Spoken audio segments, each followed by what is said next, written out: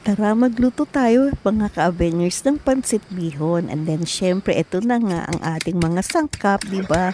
Yung ating bawang ay pinipit natin para sa gayon ay madali itong mabalatan. At saka syempre hiniwa-hiwa natin ito, 'di ba mga ka-Avengers, ng medyo pino. And then of course, meron tayong dalawang sibuyas na ating binalatan. Ay Diyos ko po, mangiyak-ngiyak pa ka ang lola nyo sa pagbabalat at paghihiwa niyan mga ka-Avengers ko, na talaga naman pong akala mo ay merong dinaramdam di ba? Kaya naman po, ayan, todo-todo talaga ang luha ko habang hinihiwa itong sibuyas na yan mga ka-Avengers, di ba? And then syempre, kailangan nating mag-ingat sa paghawak ng ating kutsilyo mga ka-Avengers, di ba? And then of course, pagkatapos nga yan, sundan na rin natin ito ng ating carrot. So meron tayong isang pirasong carrot, di ba?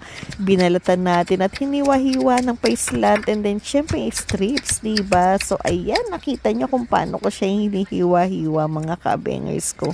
And then pagkatapos nga, syempre nung ating carrot, meron din tayong sitsaro, di ba, na isa-isa ko talagang tanggalan yung dalawang dulo niya, di ba? Nang sa gayon yung pinaka parang sinulid ay tanggalin natin mga ka-Avengers ko. And then syempre, hindi rin natin makakalimutan na ang celery, di ba? Tanggalin din natin yung dulo. And then syempre, yung parang tanggalin ulit natin yung parang pinaka-thread niya, di ba? And then hiwa-hiwain natin ito mga ka-Avengers ko. And then eto na nga mga ka-Avengers. So sa susunod, di ba, nakalimutan ko nga palang lagyan ng basahan sa ilalim yung aking sangkalan, kasi nakita nyo naman dumudulas-dulas, di ba? So kailangan maging maingat tayo sa ating paggamit, di ba mga ka-Avengers? So safety first. And then syempre ito, naghiwa-hiwa na rin tayo ng karne ng baboy, di ba? And then syempre, sinundan na rin natin ito ng atay ng baboy na hiniwa-hiwa rin natin kung anong pagkakahiwa natin sa baboy. Syempre the same lang din sa ating atay, di ba mga ka-Avengers? At ayan, talaga naman pong sumasayaw-sayaw pa yung ating sangkalan at nang prepared na lahat ng ating mga sangkap, syempre start na tayo magluto, di ba? And then sinangkutsa muna natin yung ating laman, di ba mga ka-Avengers ko? At ayan, talaga naman po, di ba, kailangan natin medyo itusta naman ng konti yung ating baboy, di ba? And then love na love ng lola nyo talaga yung pagigisa at lalo na yung paghahalo, di ba? And then of course, nung okay na yung ating baboy, sinundan na natin ito ng ating atay ng baboy, di ba mga ka-Avengers? At ayan na nga, di ba, talaga naman pong humahalimungayak ang bango nitong ating paggigisa. Lalo na nung sinundan ko pa ito ng bawang na talaga naman po, And then syempre yung sibuyas, 'di ba? And then halo-halo na naman tayo. I love halo-halo, 'di ba?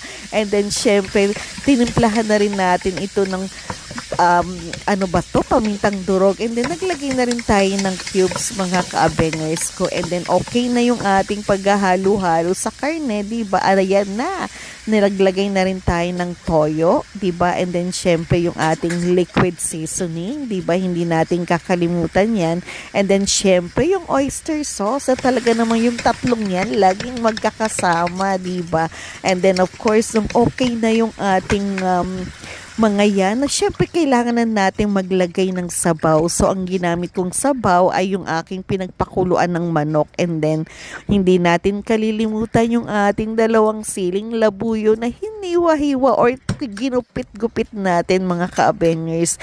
And then pagkakulungan, nilagay na natin syempre yung una ay ang carrots, and then syempre yung ating celery, dahil alam naman natin na medyo may katagalan ng pagluto nito, diba? And then pagkakulo nga, sinundan na natin ng repolyo, and then syempre yung ating sitsaro, antayin lang natin itong kumulo uli, diba? And then pagkakulo, diba, huwag natin hayaan na maluto ng gusto yung mga gulay natin, kaya naman po hinango ko yung mga gulay na yan, di ba, mga nang hindi siya malusak-lusak, di ba? And then syempre, kailangan na natin isunod na yung ating bihon, di ba? So hindi ko binabad yung bihon, talagang dinirekta ko na agad dyan sa ating pinakukuluang sabaw.